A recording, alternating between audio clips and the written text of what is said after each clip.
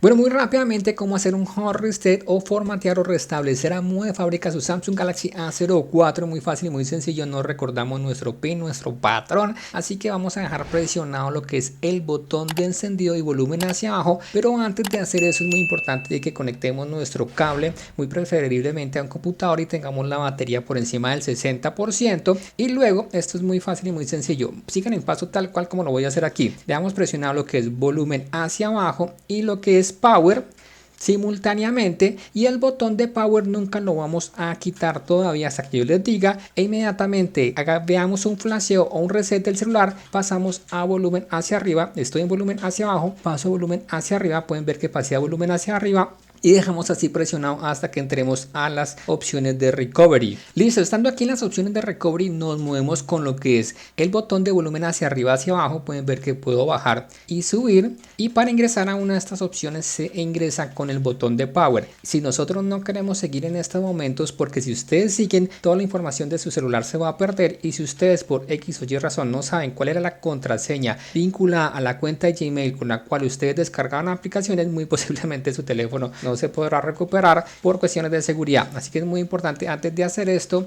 a estar seguros de que saben la contraseña de su cuenta de Gmail. Ingresan a esta opción que dice Wipe Data Factory Reset. No van a ingresar a la que dice Wipe Cache Partition, no, es esta, Wipe Data Factory Reset. Le dan Enter o Power, bajan y aquí nos dice, ojo, está en rojo, léanlo, y le damos restablecer configuración de fábrica. Así que nuevamente le doy Enter o encendido. Listo, abajo dice que está haciendo, formateando todo. Listo, es muy rápido, y nuevamente con la flechita arriba hacia abajo vamos a ingresar por la primera opción y nuevamente aquí por botón de encendido, y esperamos a que el celular se resete y ya les muestro que sigue a continuación.